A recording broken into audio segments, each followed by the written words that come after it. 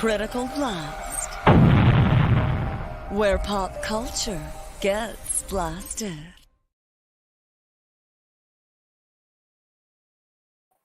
And good evening, everybody. I am RJ Carter, Senior Managing Editor here at criticalblast.com. And tonight, we do not delve into the world of crowdfunded comics. Tonight, we get to talk with a gentleman who, you know, if I were to show you all the comics that I own that he's written, I would need a pallet truck to bring them over. And I'm betting you probably would too. The man is a prolific penner of a plethora of powerful parables. And yes, I practiced that in a mirror twice this afternoon before I got it out. He's also a comic book serial killer. So if you had a favorite character in the 80s and 90s, he's probably the reason why it's dead. Welcome to the show, folks, Mr. Paul Kupperberg. Paul, how are you tonight? Good, RJ. How you doing? You know, if I were doing any better, they'd probably send me out to be drug tested. I'm doing pretty good. Well, all right, then I'll be careful. So I'm serious. If I were to go out and get all the books that you've written that I own and I have read and I've collected over years, you've been on just about everything, all the mainstays, the things that, you know, just kept on chugging, things like Vigilante, things like New Doom Patrol. I started there and started writing for DC in 1975. So I've had a while to worm my way through a lot of the titles. So I guess, you know, if I go to your webpage, it'll tell me what your first comic book that you wrote was. But I'm more curious about why you chose to go that path. What sent you to be, you know, I can write comics? Boy, I never had any other ambition than to be a writer. You know, I joke that I came out of the womb reading an issue of Superman, but really it was Wonder Woman. I was just embarrassed. No, it was I was born, you know, 1955. By 1960 or so, you know, there's Mort Whiting, there's Superman, and there's Bob Kanigher's Wonder Woman, and all that stuff. And you know, I had a brother who was a few years older than me, and an uncle who's 10 years older than me, who lived next door. So there were always comic books around, and I saw them. And the thing that really hooked me was the 1940s Superman cartoons, the Paramount Fleischer Brother cartoons. Will run on the kids show that I watched before bedtime around that time, you know, 1960-ish or so. And you know, I just fell in love with the character, and then I saw the comic books in the candy store around the corner, you know, on the rack there, and that was it. You know, Superman just did it for me. And then, you know, to find George Reeves' you know, Adventures of Superman, that was it. You know. Yeah, I can relate there. I think I probably got hooked when I turned on television and caught the Adam West Batman series. Like, wait a second, Batman's a real person? Yeah, it was the same thing. I mean, you know, I was 10 when Batman went on the air, and you know, I was of course conscious of the guy. I've been reading the comics for years, but it was this revelation. I mean, you know, the Superman just seemed to be kind of old hat because they'd been around for, you know, I'd been watching the afternoon reruns forever, and but Batman just was suddenly like, you know, you could imagine that show actually speaking to you. It was just kind of, it was new, it was colorful, it was very, you know, very loud and just really made an impact. So I remember that vividly. I remember we didn't have color TV yet when it first went on the air, but I saw the first episode at my friend Barry's house down the street because they had color TV. And I, you know, so I could practically recite it just from the first viewing. Yeah, that was, I've got the Bat book that tells you all the guest stars that were in there and all the, James Brolin was somebody who kicked his career off on Batman of all people. In fact, it was a Catwoman episode in season 2, and the character's name was Marvin something. Yes. Yeah, I think he was a cab driver. He was a chauffeur. Yes. He drove a car. My friend Jim Beard, who is a Batman maniac and expert, has edited books, episode guides for the Batman TV show, and I have essays in season 1 about the bookworm episodes, which guest starred Jerry Lewis. So he was the first window appearance was Jerry Lewis in that episode, and for the episode 2 book, I wrote my essay about the Julie Newmar episode with James Brolin. So there you go, small world. Okay, you froze up for a second there, Paul. But. Well, I get shy sometimes, and I don't know what to say. So you got into writing comic books, and you spent a long time with DC Comics. And again, you were writing so many different titles. What was your process for when they say, hey, we want you to write title X, for getting a handle on the characters and the way they interacted themselves and with each other? Well, it depended. I mean, if it was an established character like Superman or Green Lantern or the Atom or whatever, I just knew these guys. I'd been reading them my entire life. I had read every issue. Julie Schwartz's, editorial realm was, just like, right. You look back at that era, at the '60s, and it's like the whole multiverse came about during that and all that. And nowadays you look back at that and you go, wow, look at this rich history. But at the time we were living that history, and we didn't know, like we had no idea what was being built. So all this stuff was just, I was absorbing it. I loved it. Comic books were in a lot, there were a wreck for me. I didn't have the happiest childhood at times. So, comic books was a place I could go to get away from that. I may be painting a rosy picture in my head of the way I hope things were, but I told you off air that this feeling I have about the way comics are done today, and I just feel like that back then, the writers and the editors were sitting around talking about their characters and their stories, like, oh, wouldn't it be cool if, and hey, let's do this, and they wouldn't get along or they would fight. And now I feel like it's more the movie's coming out and we need to make sure that this IP is lined up. We're not getting enough sales on this character, so let's, kill him or reissue him at number 1. It's more business and less love. It depends on the who and the when. I will tell you that I'm sure that a plotting session with Mort Weisinger was not a pleasant experience for anybody. There was no sitting around, batting around ideas and going, well, wouldn't it be cool? It was waiting to be humiliated by this bully. There was, when I would plot with Julie Schwartz, it wasn't this kind of, joyous give and take. It was me trying to get a word in edgewise. It depended on the editor. And a lot of these guys, Bob Haney and Bob Kanigher, this was their day job. This was their job. It was a very bread and butter thing for them. I think in reality, there's probably more of that joyous give and take in the editorial offices now, which I think there's more of a writer's room feeling about television writer's room feeling about plotting comics than there used to be.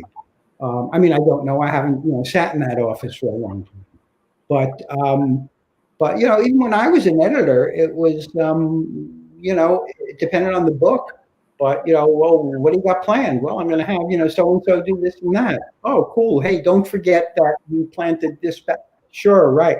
Again, it's there wasn't a lot of that needed.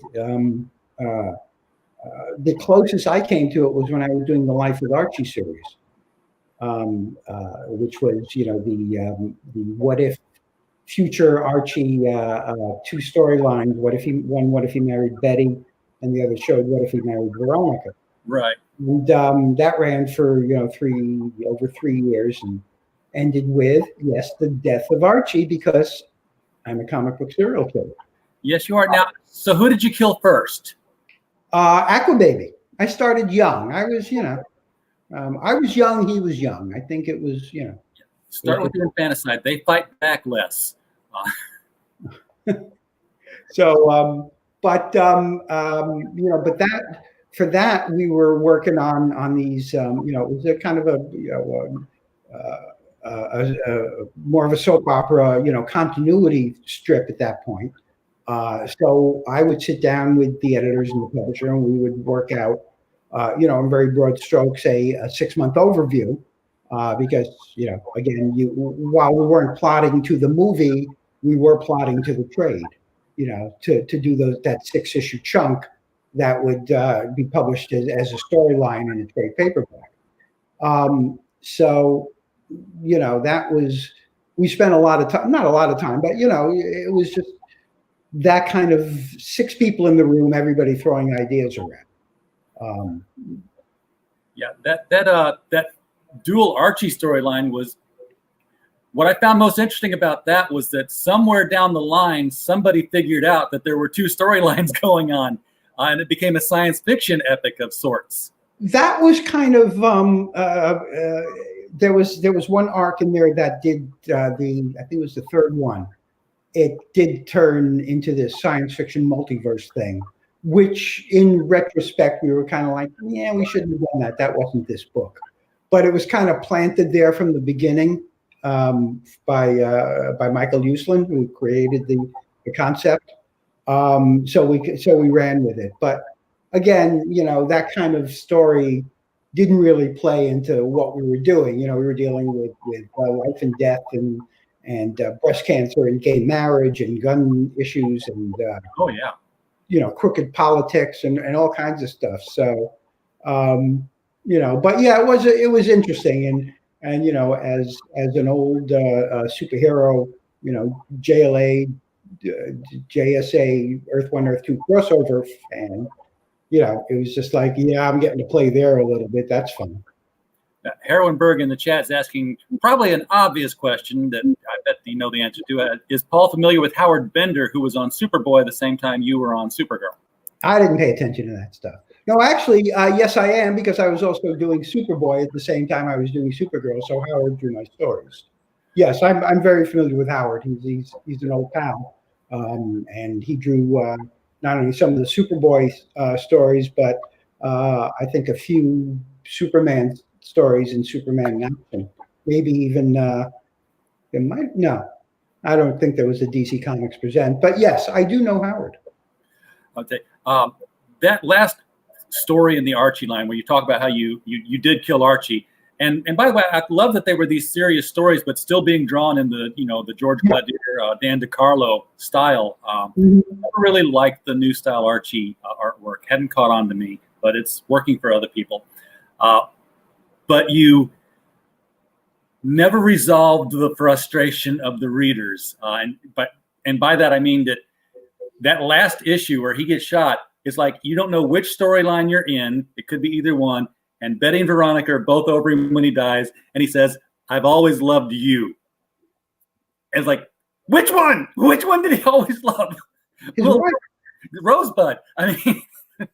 Well, you could either take it as a mystery. I mean, when we first decided to do the death, it was like, yeah, that's cool. And then I got home and went, wait a minute, I got to do one death, but we got 2 guys, and it took me a while to kind of figure out, how I was gonna approach it and get it done.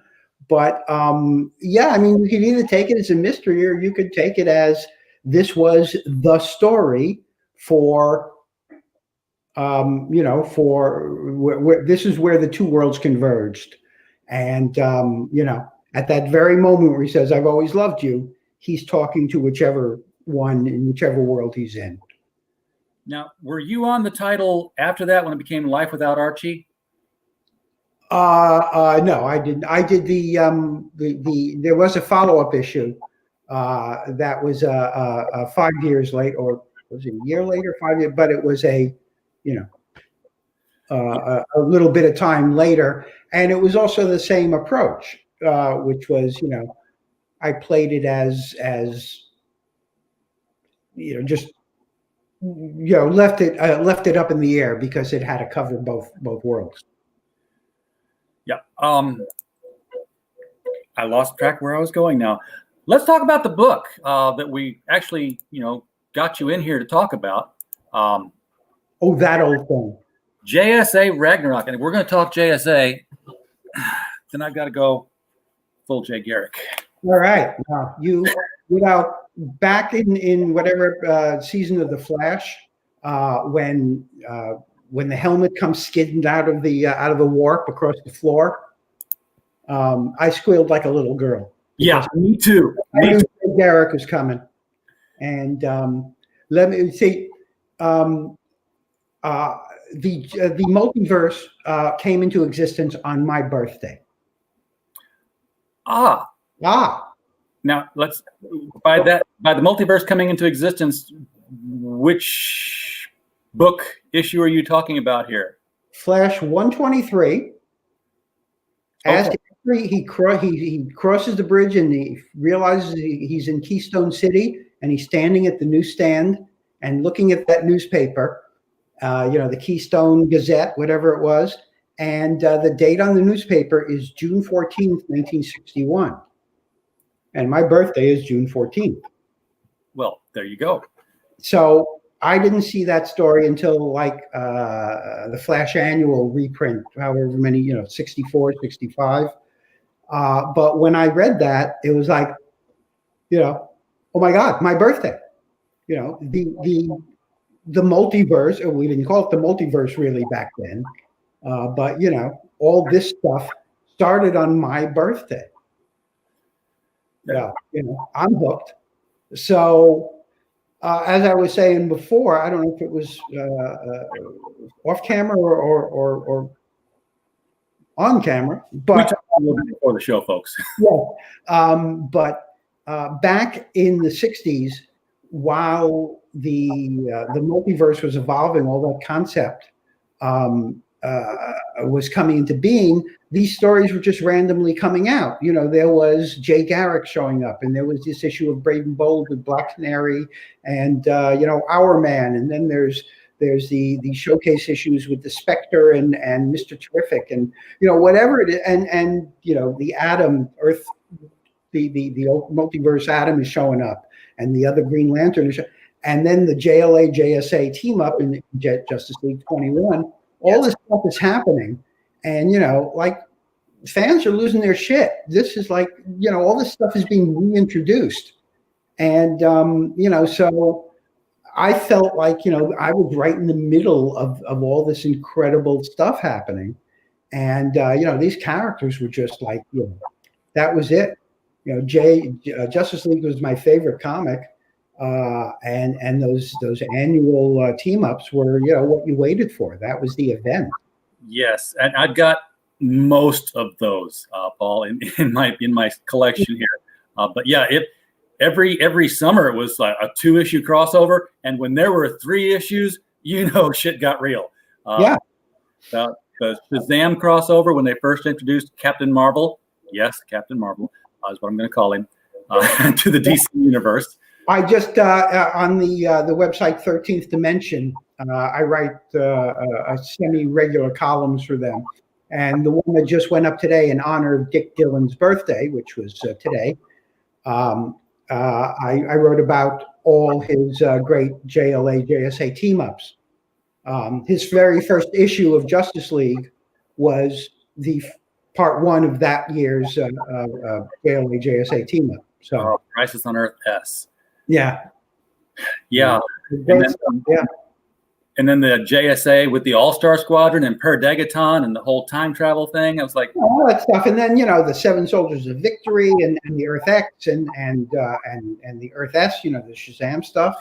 It was all just and that was even later. So all this stuff coming along. It's just So I love the Justice League. I love the JSA.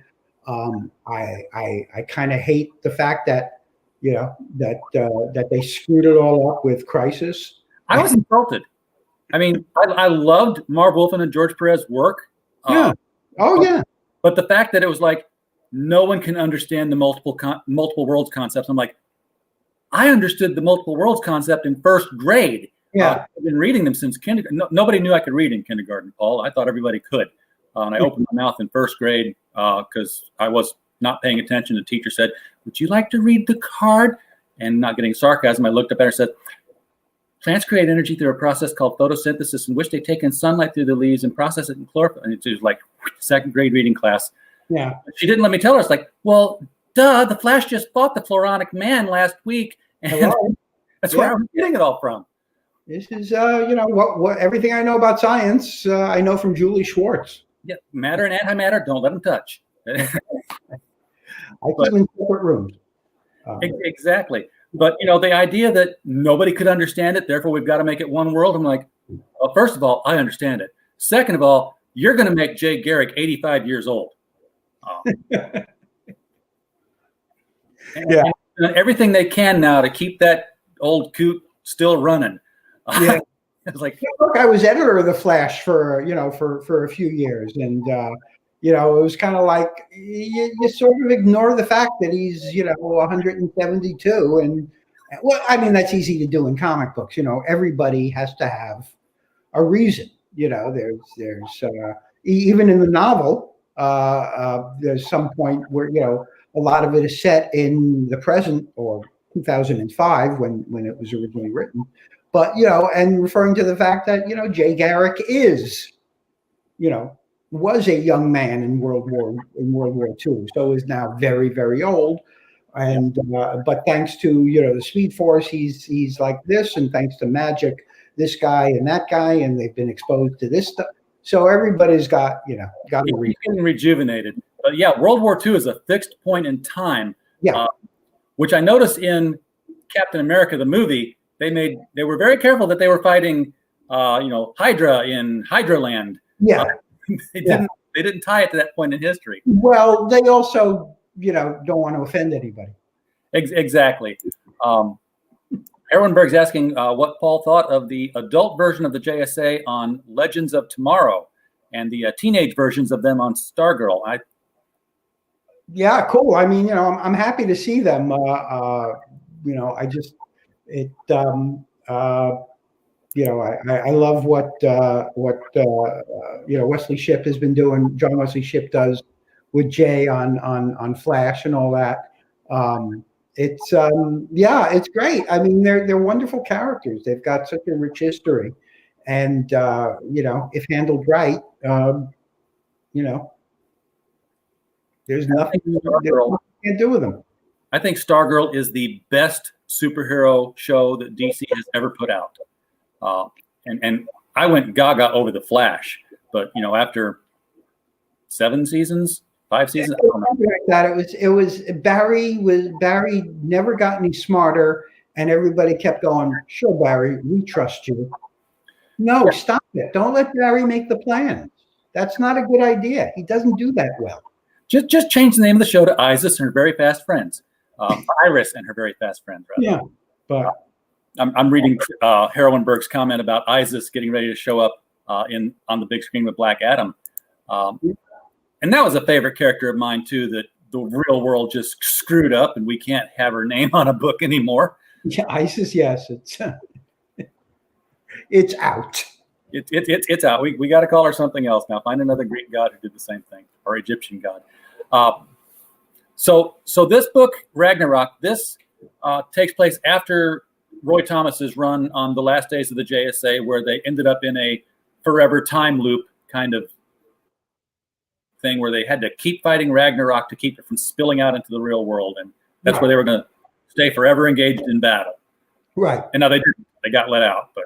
Yeah, and they did get let out, but they were there for a while, for many years, and experienced a lot of horrors.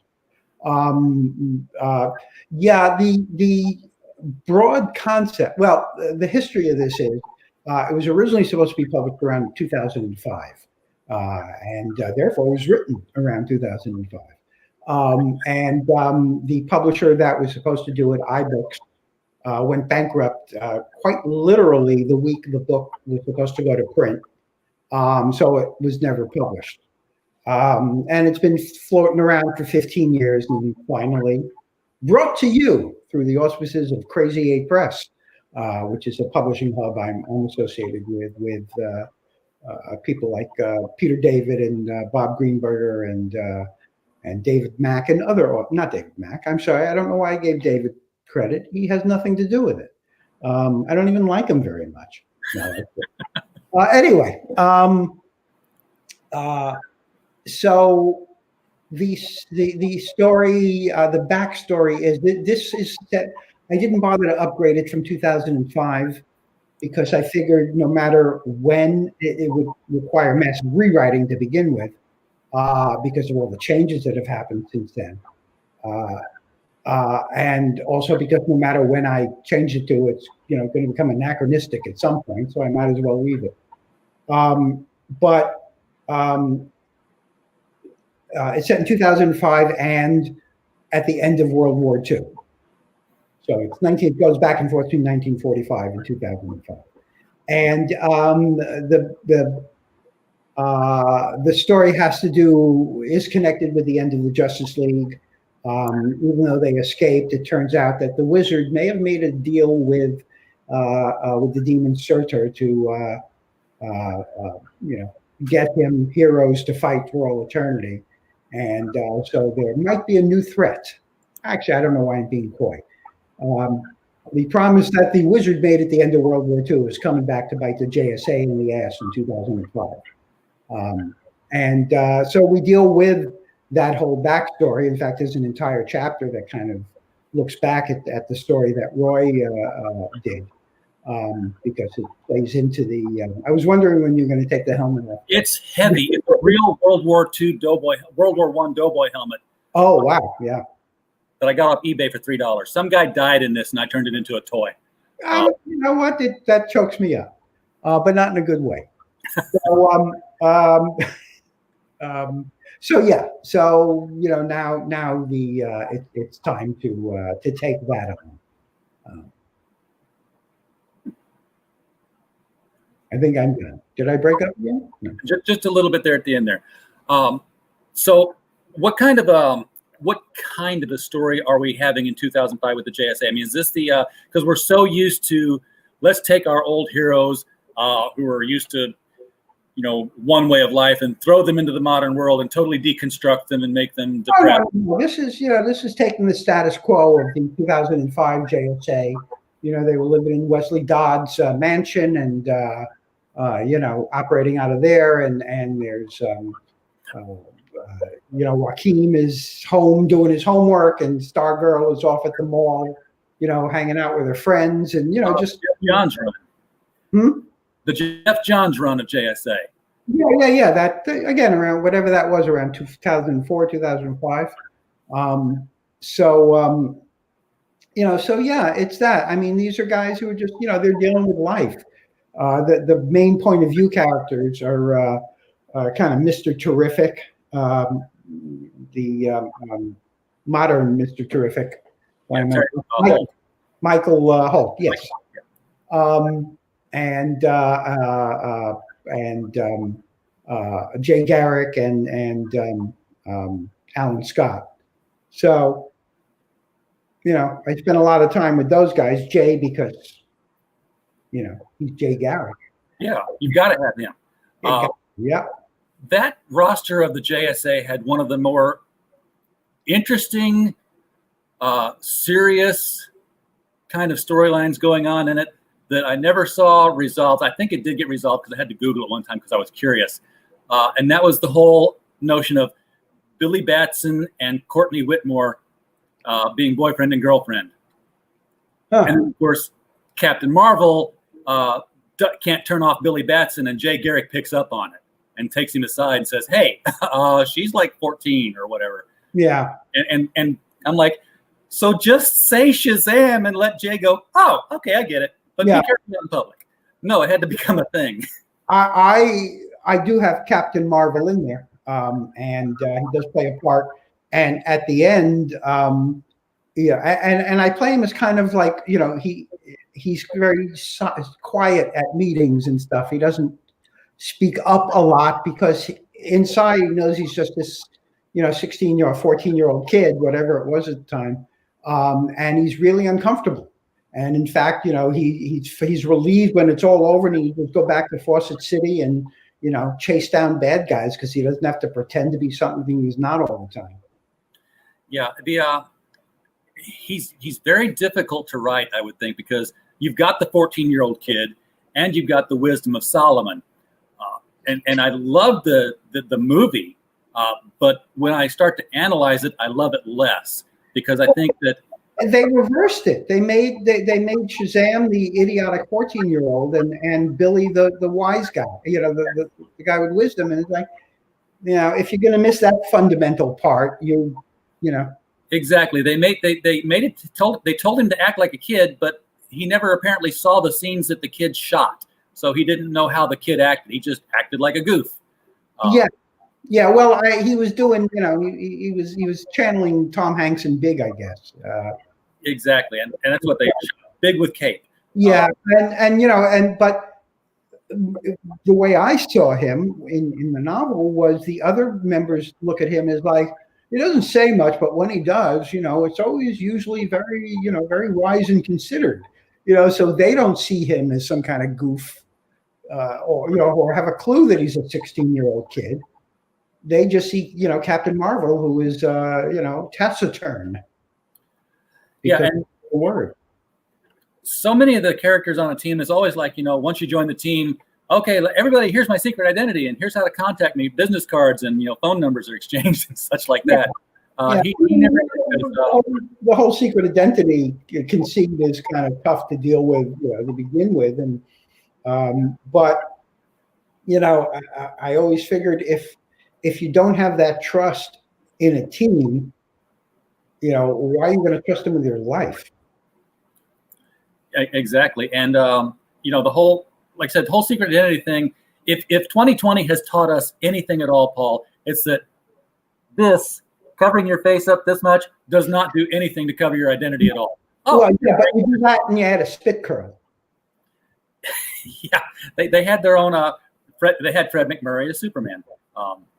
Yeah, I mean, it back in the, but the problem is, when you start questioning these things, they become stupider because of the answers you come up with. Like, back when in the 70s, when somebody said, well, how does the glasses and the spit curl disguise Clark Kent?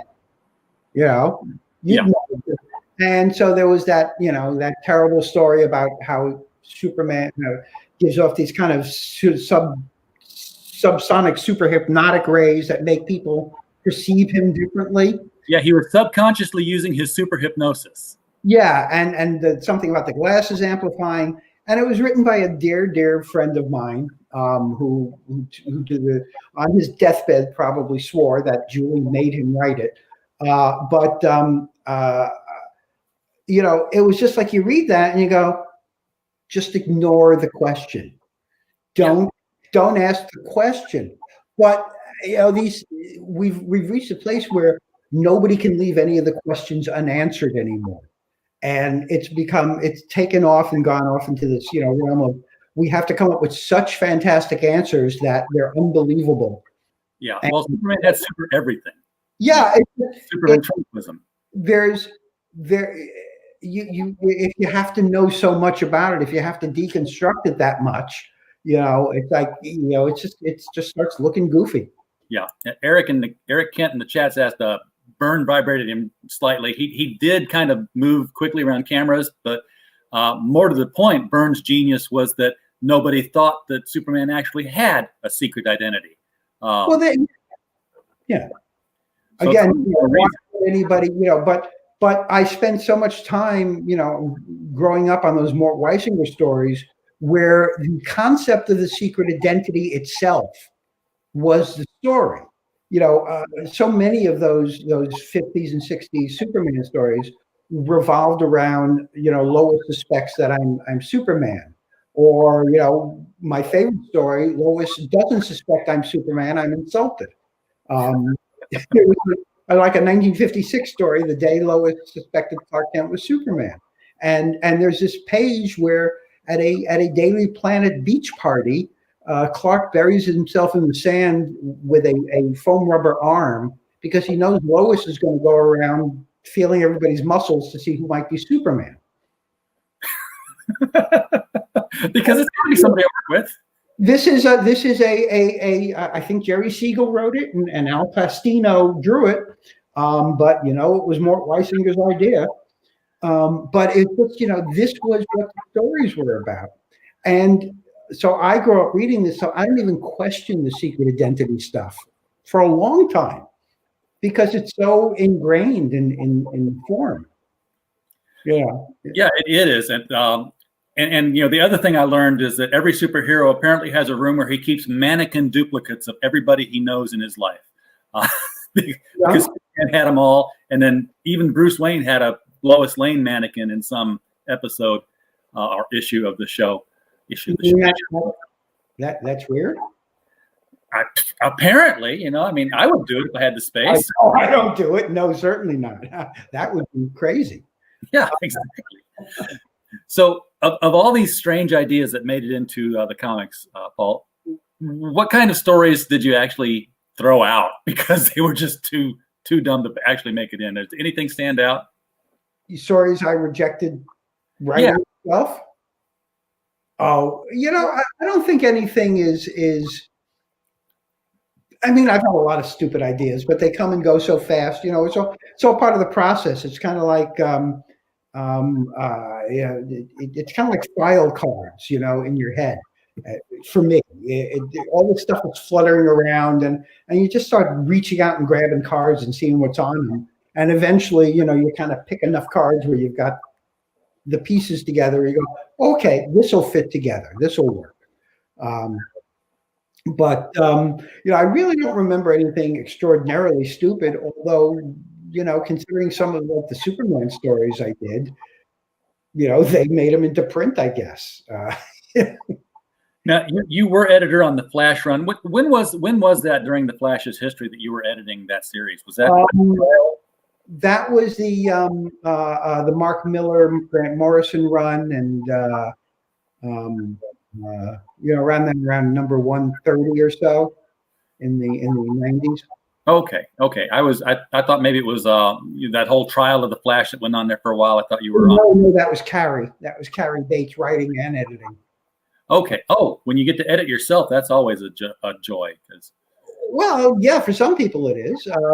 I personally have no, I had never had a desire to do it. I like having someone backstopping me. But look, these guys had earned the right to do this stuff, I guess. If it was available to them, go for it.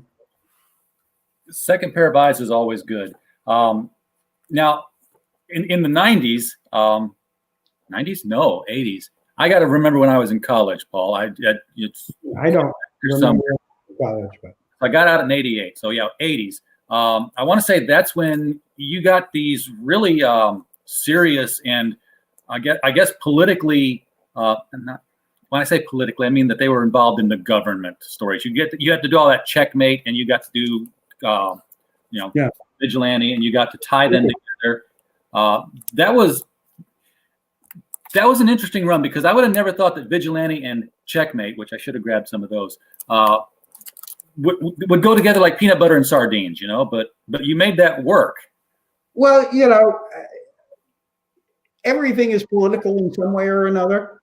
But certainly a comic book like Vigilante, which came first before Checkmate, it was an extraordinarily political comic book. I mean, I know Marv created him as more of a superhero executioner type, but my first experience was writing a fill-in, and then a few issues later, Marv asked me to dialogue a few issues, and the next thing I knew, I was the new writer on the thing. That's how they sneak it on you. That's how they sneak it on you. Yeah. Well, I'm glad they did. I had been doing a lot of super stuff. In the early, just before the crisis, I was writing, I think what was technically called a shit ton of Superman stuff. I was the regular writer on Superman, on Supergirl and Superboy, and I was one of the 3 or 4 regular writers on Superman Action and DC Comics Presents, and I'd been writing the Superman syndicated newspaper strip. And Vigilante is so different. It was just, it's a very grounded comic. It's about a guy with a gun. He's got no superpowers. He's just got a gun, and as I quickly realized, a deep, deep psychotic problem, because nobody with even the best intention in the world picks up a gun, puts on a black costume, and goes out and shoots people because they did anything. This just does not enter the mind of a rational person. Certainly not a criminal court judge. So quickly, Vigilante became not a superhero comic at all. I barely dealt with people in costumes, as little as possible. It was about this crazy guy going around and killing people, and why, and the conditions that sent him off and made him do these things, and how the world around him reacted. So at what point did you determine that you knew that Adrian Chase was going to commit suicide? That happened after around 36 or 37. There was an issue where he shoots down a cop, where Adrian Chase shoots a cop. And, an issue or 2 later, it was kind of like, oh, wait, that's a point of no return. Yeah. And that's sort of like, the Dark Phoenix destroying billions of people on a planet. You can't just let her be okay. In real life, it's gunning down a cop. Yeah. And at that point, it was like, something will have to give. And I guess, I don't know if this was a conscious thought, but, you kind of realize it certainly around that time that no comic lasts forever. I guess eventually it came around that, I kept moving him down that road because, again, there was no other way to take him down, not if I was going to be true to the character. Yeah. Eventually word came, it's like, oh, can you wrap this up sooner or later? The 50th issue was coming up, so, that's a nice place to end. So, so we went for it. So it was about a year. And I want to say that the Vigilante story was running along at the same time that the Bernard Goetz incident took place. Goetz was in the 70s, no? Was he? I thought it was much later than that. No, I think Goetz was the 70s. Yeah, I was. The subway. Yeah. Now I'm going to have to look that up again. I'll do it now, but. Yeah. I'm trying to remember. It was, I was in New York at the time, so I remember, sometimes like Bernie Goetz and Son of Sam. So 1984. 84. Wow. Okay. So it was after. It was. So Goetz was pre-crisis. Okay. It was pre-crisis, and that would have been right around the time that he was showing up in New Teen Titans annual number 2. Because I have my high school yearbook, 1985. I have a picture of me in my bedroom that they took in color, and my whole bedroom wall was, bags of comics taped tacked onto the wall, and one of the issues is New Teen Titans annual number 2. So I know that was out at that time. But that would have influenced Paul more than Marv. Yes. There's vodka in this. Wise man. It would have influenced Marv's writing more than it would have yours because you came on so much later on the series. Right. But being a New Yorker and growing up in there, I certainly played a part in how I handled the book because. I kind of knew of what I spoke of what I spoke. So. Yeah, exactly. Herrenberg in the chat would like to know about the Charlton Neo titles. They're big fans of E-Man and Nova Kane, as am I. Charlton Neo was a lot of fun. We did back around, I guess, 2014 or so, 2015. Mort Weisinger and myself and Roger McKenzie, met in a Charlton chat room, and we're talking, and kind of a silly offhanded suggestion turned into us publishing comic books for a while. And it was a lot of fun. We did 6, 9. We did a bunch of comic books. We did, like 30 comics or so. And Mort is still publishing and doing a lot of reprints and revising and recoloring a lot of older stuff under the Charlton Neo imprint. But after a while, you can only afford to do this type of publishing for a little bit of time until until you have it. It doesn't make money. Yeah. And, you can't afford to pay people, and you certainly can't afford to keep asking people to draw for free. For a while you can call a buddy and say, "Hey, would you do a story?" And sure, Jose Luis Garcia Lopez did a cover for me. Steve did a cover for me. Bless them all. I love Jose Luis Garcia Lopez. There is nothing not to love, either as an artist or a human being. I wish I could get my hands on one of his style guides. I know that they're floating around out there. But that's the DC house style right there. Yeah. George Perez, love him to death. Jose, draw like this. Yeah. I mean, I don't believe in house styles, but if you have to have one, go. Yeah, exactly. But yeah, so we did it as long as you can hang on, and it was a lot of fun. But again, at some point you have to move on. Although we did, we still were able to this year publish. See, that's the writing. Let me give you a full screen on that one, Paul. There you go. Okay. Whoops. Here we go. I'll give you the actual front cover. This is Bill Kupperberg's Illustrated Guide to Writing Comics. And this is my step-by-step, guide to how it's done. And here, coincidentally, picture of me and Julie Schwartz. Ah, yes. The devil. This is the book I wrote about my 45 years worth of experience. I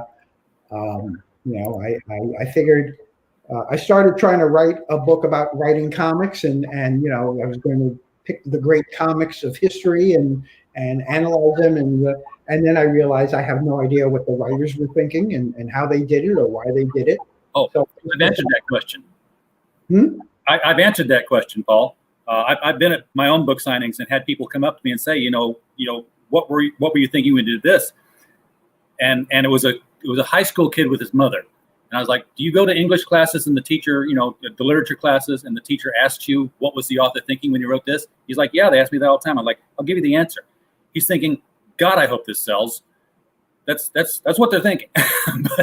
That's pretty much it. But on the level, of craft and technique, there are ways to do it. Everybody does the same thing. We all do it in a different way. Exactly. So my take on this was I'm going to write about how I do it.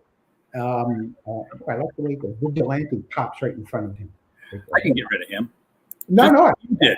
Just like you did, I can get rid of him. That's right. I can kill him too. So anyway, so I just pulled together stuff I had written over the years and added a lot of new material, and got my buddy Joe Staten to do a nice introduction. Nice. I have worked with Joe Staten, I think, more than any human being. We started, I think our first work together was in 1977, and on the new Doom Patrol and Showcase, and we continue to this day. Now you kickstarted that. You kickstarted the book. You put it on Kickstarter. A lot of people are going to Kickstarter. Mike Grell is doing a Kickstarter with his John Sable series. Mm-hmm. Have you thought about doing a comic of your own creation and using an Indiegogo or a Kickstarter to just put a graphic novel out there? I thought of it. It's just, it's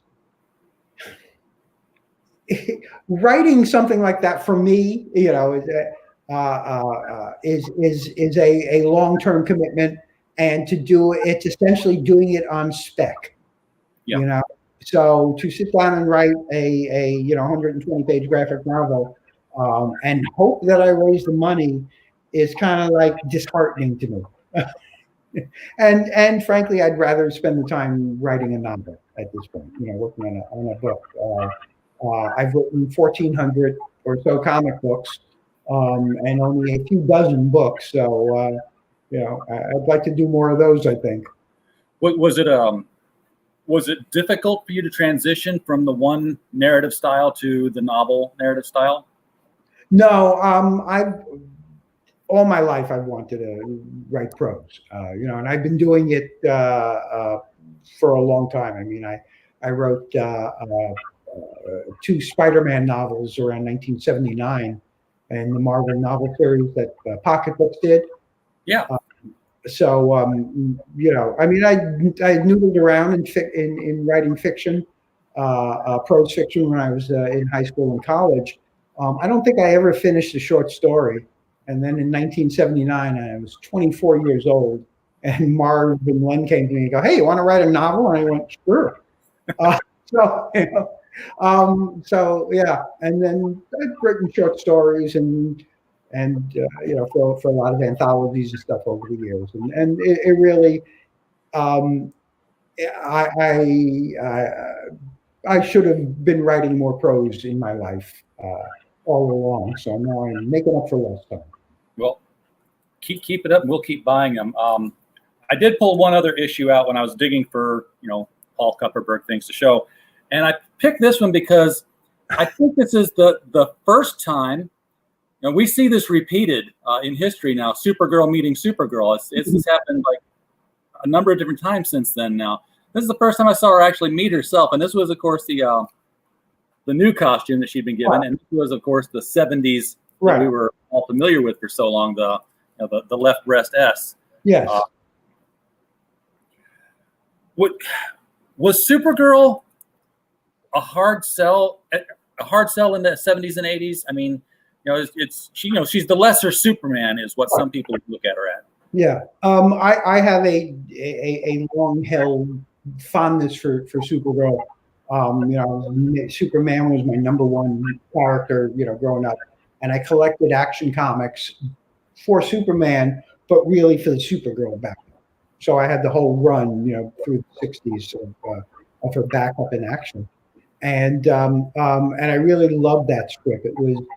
There was a lot more going on in Supergirl than in most DC comics at the time. It had a very heavy continuity and recurring characters and storylines, and most of it was being done by Jerry Siegel. Really good stuff. The whole Luther's sister storyline and the return of Zor-El and Alora. It was great stuff. And then I got the chance in Superman Family to take over writing the strip from Marty Pascal, and she was in. I think she was working in the soap opera at the time. She was in New York, and I wrote whatever half a dozen issues before they were heading into the cancellation of Superman Family, and it was like, well, she's spinning off into her own book. I don't know what the sales were like on these things. I didn't really think about it because back then you got paid your page rate, and you didn't get royalties. So, as long as it kept selling. Yeah. But we lasted. The reason we weren't canceled because of Crisis.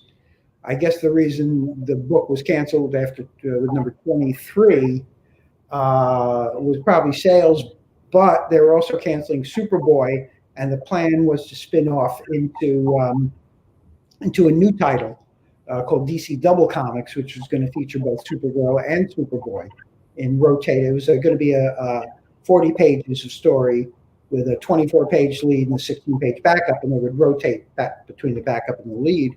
And I had written the scripts for the first 2 issues. Wow. Eduardo Barreto drew the Supergirl story, and Carmen Infantino drew the Superboy. After that point, the Crisis was decided on, so that was cut.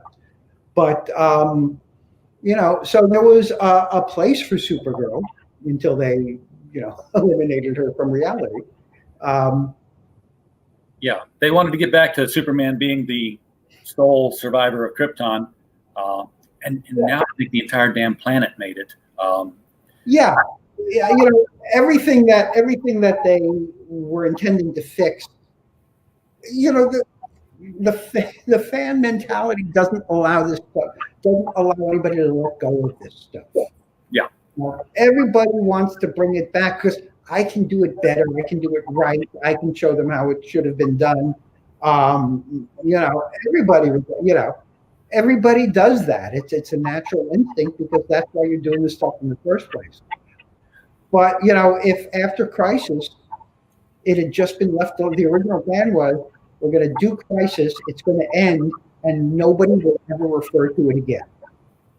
That was the plan. Yeah, it was because no one was supposed to remember that it happened. Yes, but then, somebody couldn't keep World War II in their pants, and the whole thing just, everybody else went, well, if he's not, then why should I? And this is why we have Crisis on Infinite, Doomsday Clocks up here. Well, yeah, and that's why, again, before the show, I was talking about Doomsday Clock. Perfect thing for Jeff Johns to have done was say, yes, that pale blue hand holding the galaxies is Dr. Manhattan's. And the reason why there's so many reboots is he's still trying to get it right. Yeah. And then you could have just said, yes, we acknowledge all the reboots. They've all happened. Yeah. And now we know about it. Just left well enough alone in the first place. Absolutely. So as we get ready to close out here, is there any cautionary tales about getting into comics, or what's the opposite of cautionary? Just encouraging tales that you'd pass on to people who are interested in getting into this funny business? Well, I could refer you to my other new book this year. Ah, yes. I never write for the money, but I always turn in a manuscript for a check. This is a whole bunch of essays that I've written during the. Here we go. Or do you have? You're going to pop one up? Or? I can give you the whole window. Sure, that would be even better. Okay. So this is essays and articles I've written about. Some of it is about writing, and I cannibalized a few of them for the Writing Comics book.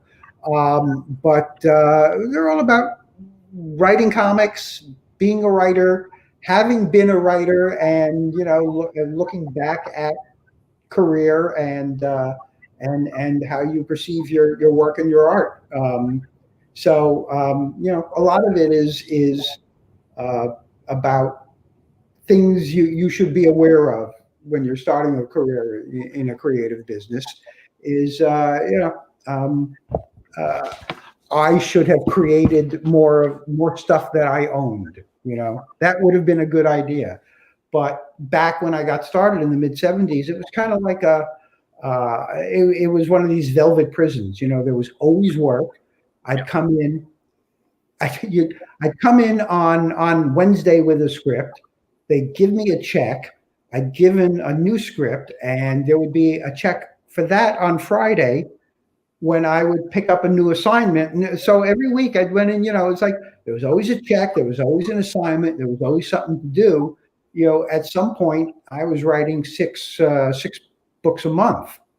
No time to do your own stuff. But don't get trapped in that. I think the thing to do is to be aware of your ownership of things, to know what's yours and to do things that are yours. And don't, there are a lot of guys like, Roy Thomas wouldn't create a lot of new characters. That's why he revised all the stuff, because, he saw the wisdom of not giving Marvel, these things that they could monetize that he wouldn't get a part of. Yeah.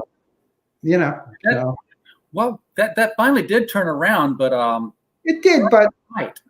I mean, I have no complaints. DC over the years, there have been contracts and arrangements and agreements, and I get every penny owed me. I see royalties for stuff of mine that appears in TV shows or movies. So no complaints. They do exactly what they agreed they were going to do. I have heard that about DC in the most favorable of terms, in that they'll spend 50 cents on a stamp to send you 27 cents that they found you owe in royalties. Yeah. So but I'm not the one going out.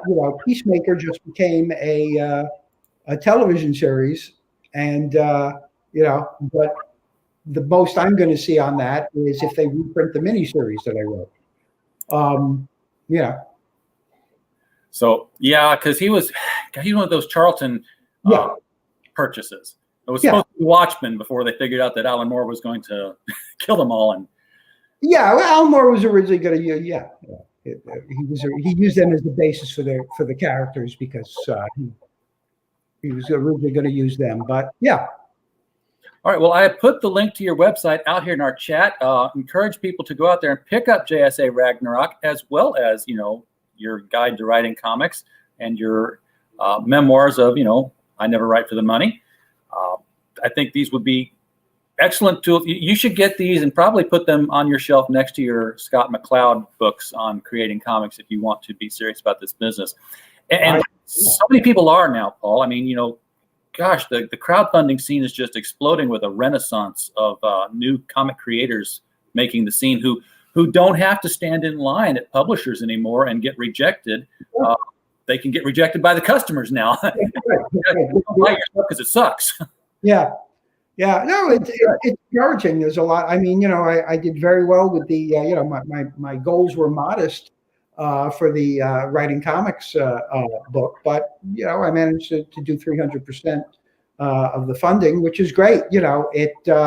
If you raise the amount of money that you're going for, you break even. So maybe. It's a lot of work. Kickstarter is a full-time job. But and the books stay in print, right? I mean, you can still get. Sure.